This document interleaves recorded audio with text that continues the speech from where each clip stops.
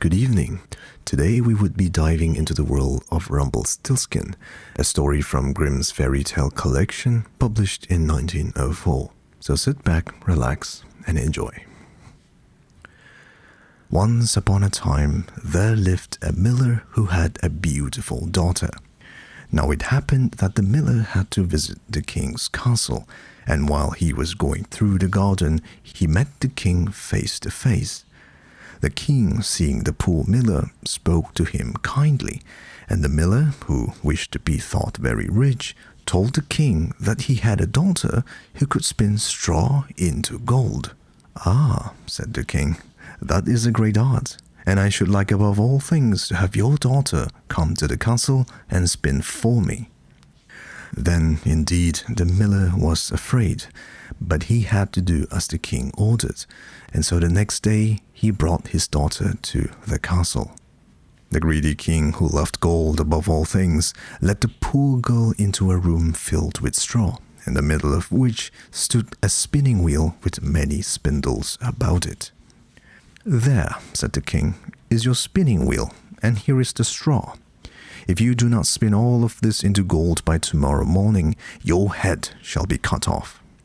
Then he left the maiden and carefully locked the door behind him.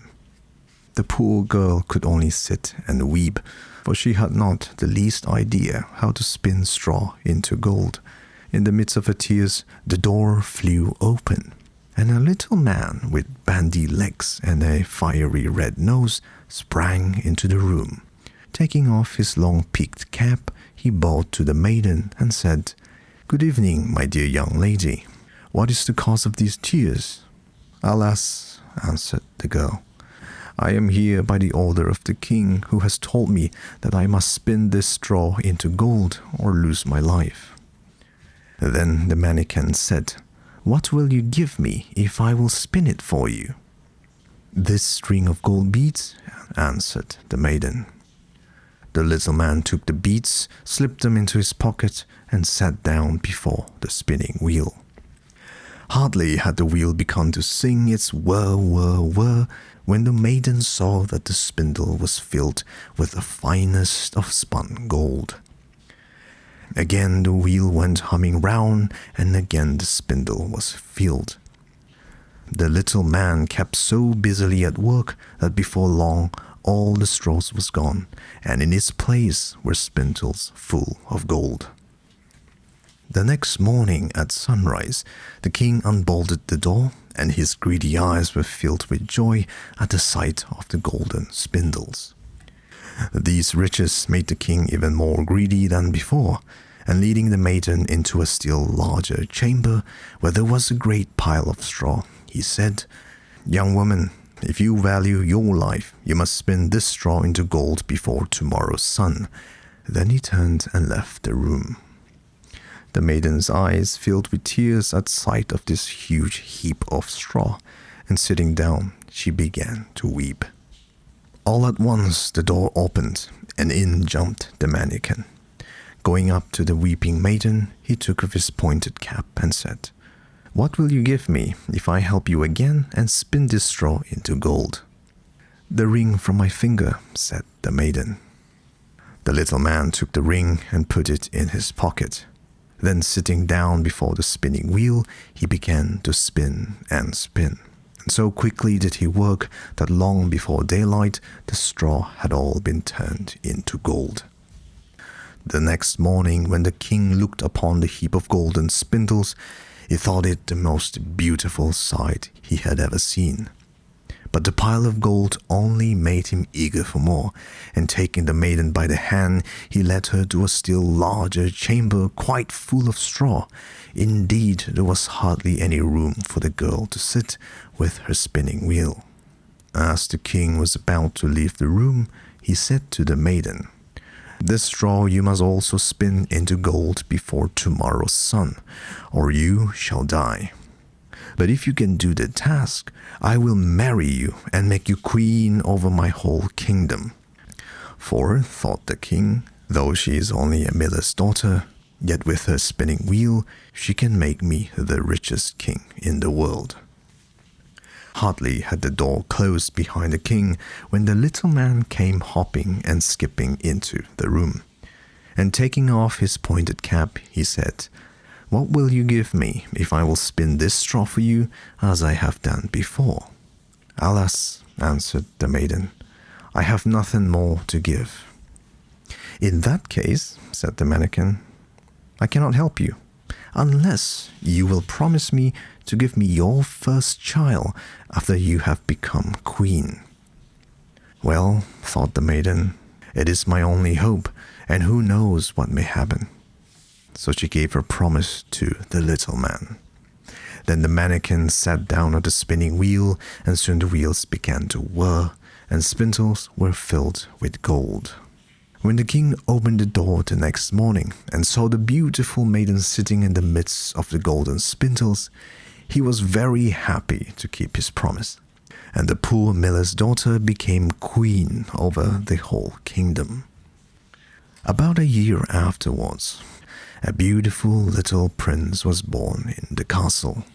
The queen had forgotten all about her promise to the little man until one evening he came into the room and asked her to give him her child. The queen was so filled with terror that she fell on her knees and begged the little man to take all the riches of the kingdom, but to leave her the child. "No," said the little man, "I will not do it. Something living will please me more than all the riches in the world." Then the queen began to weep and to beg so hard for her child that at last the little man had pity upon her and said, "I will give you one chance. If within 3 days you can guess my name, you shall keep your child." The queen lay awake that night thinking of all the names she had ever heard.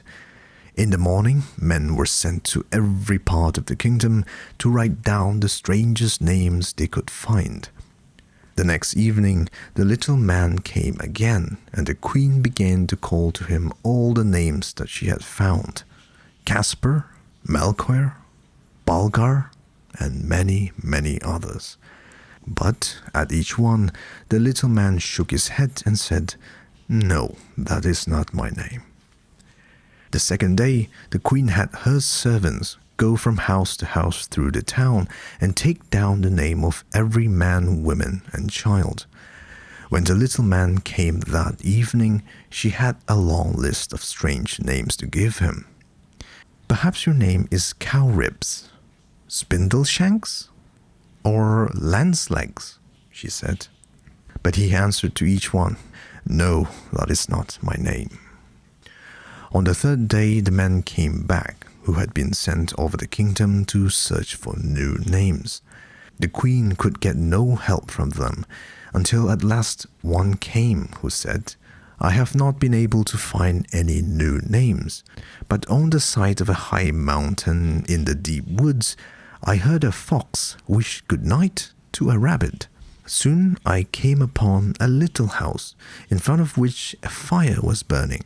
Around this fire danced a little man with a pointed cap and a nose which was fiery red. And as he went hopping and jumping about, first on one leg and then on the other, he sang, 'My baking and brewing I'll do today. The queen's son tomorrow I'll take away. No wise man can show the queen where to begin, for my name, to be sure, is RumpelStiltskin.' The queen clapped her hands for joy. She knew that at last she had found the name of the queer little man. Having sent the servant away with a bag of gold, she waited for the mannequin to come to her. Soon the little fellow came hopping and skipping up to the queen and said, 'Now, O queen, this is your last chance to tell me my name.' Then the queen asked, 'Is your name Conrad?' 'No.'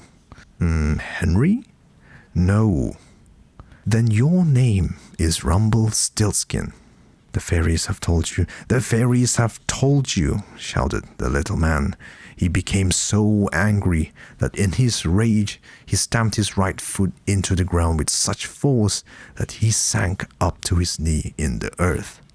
This made him more angry still, and taking hold of his left leg with both hands, he pulled so hard that he tore himself quite in two. The end. And